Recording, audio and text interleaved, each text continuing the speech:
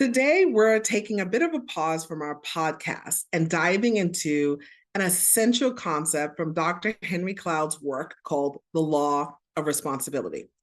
This principle can transform how we lead and manage others, especially when we're faced with a challenging situation where boundaries and accountability are crucial. By understanding and applying the law of responsibility, we can create healthier, more effective teams and organizations.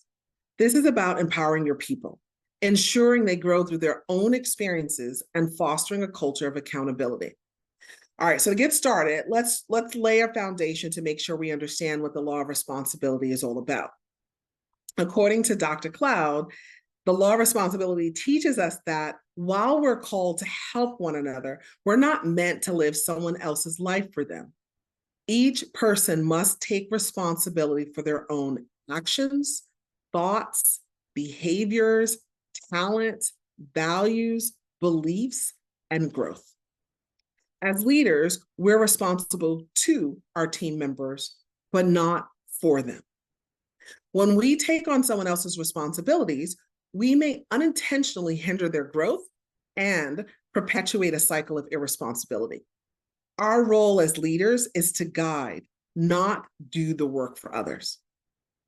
As managers and leaders, it can be pretty tempting to step in and rescue our team members when they struggle, especially when we care deeply about their success. But like I said, when we take on their responsibilities, we deny them the opportunity to learn and grow from their experiences. This can lead to dependency, lack of accountability, and even resentment over time. Let me share a situation I encountered with a manager. We'll call her Sarah. Sarah leads a team that often experiences internal conflicts. But instead of addressing these conflicts head on with honest feedback, Sarah felt it was her responsibility to manage the emotions of her team members. She found herself constantly trying to figure out how to diffuse the tension, how to manage negative feelings, and basically keep everyone happy. As you can imagine, the result was that Sarah herself became pretty overwhelmed, frustrated, and emotionally drained. This came up a few times in our coaching session, and finally she started to admit that she was resenting her team for even escalating issues to her. She was feeling like they were adding to her stress rather than managing their own conflicts. It took a while for Sarah to realize that she was taking on responsibilities that weren't hers. Instead of managing her team's emotions, Sarah needed to manage her own emotional responses. She had to learn that it was her responsibility to maintain her composure while providing honest and constructive feedback and allow her team members to experience and work through their own emotions, even if those emotions are negative. Through coaching, Sarah learned the importance of self-regulating and giving her team the most loving and honest and growth-oriented feedback possible. She also recognized that by trying to avoid conflict, she was missing opportunities to build stronger, more honest relationships within her team. In the end, Sarah understood that her responsibility was for herself and to her team.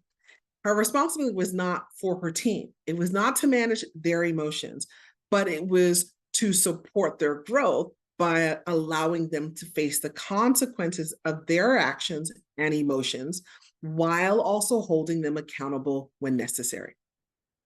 All right, so if you're dealing with this as a leader, I want to give you some practical ways you can apply this principle. There's three that quickly come to mind. One is setting boundaries, the other is empowering others, and then lastly, addressing irresponsibility. When it comes to setting boundaries, one of the most important actions you can take as a leader is to set clear boundaries. This means defining what are you responsible for and what your team members are responsible for. For example, you can support them in developing their skills, but they must take ownership of their performance. Another example, empowering others. So empowering your team by holding them accountable for their actions, this doesn't mean abandoning them in times of need, but rather helping them see the connection between their actions and the outcomes they experience. Encourage them to solve problems, seek out resources, and take initiative. And again, the third practical application is addressing irresponsibility. When you notice patterns of irresponsibility, it's crucial to have candid conversations.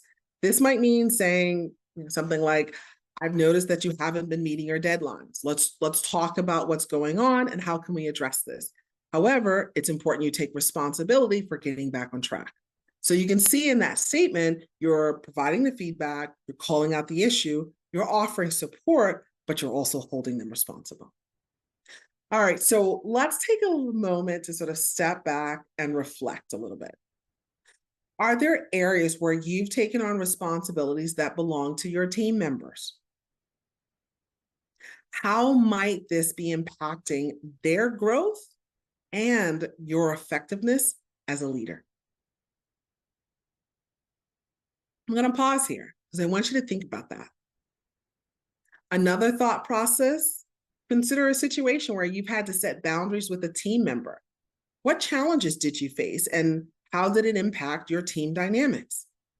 Feel free to share on social media with us on LinkedIn, YouTube, and Instagram. We'd love to hear your comments about how you've approached this or things that you've started to realize that you're doing where you're learning to be more accountable for yourself and to others. All right, so here's the deal. When I talk about this in coaching, I often get two concerns that are raised. One, what if they fail? And how do I balance all of this? So let me address the what if they fail. You know, that's a valid concern. However, failure is often a critical part of growth.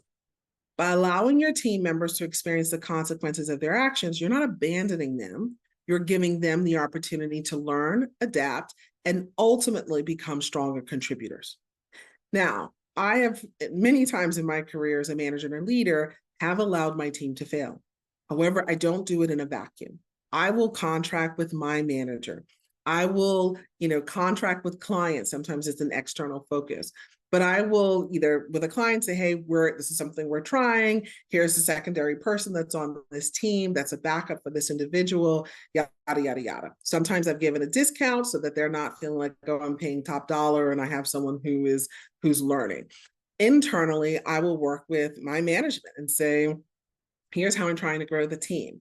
Part of growing this team means I need to create situations where they experience and they learn, and that experiencing and learning is needs to have some space for failure. Here's the backup plan. Here's how we'll catch them. Here's the level of failure that we're willing to allow it to go to, and here's where absolutely we will not get to. Just contracting with my senior managers so that they want to understand that this is on purpose and two are supportive of the process. I don't put people in situations where they're going to fail and it's high stakes or it's, a top account. It's with the president of the organization.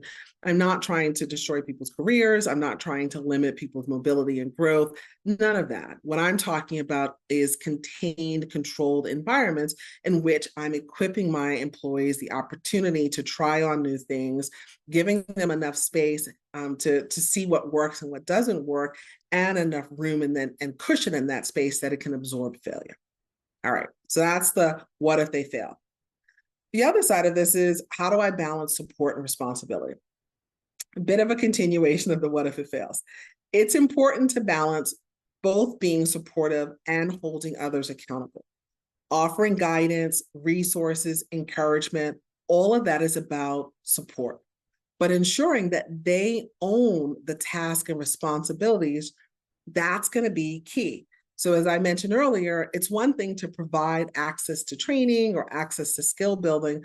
It's another for the individual to take the responsibility to prioritize their time in the day in which they actually complete it or they attend the session, or to actually prioritize moving their calendar around or finding time where they actually practice and build up that skill so that it starts to enhance their performance. So you can support as a manager.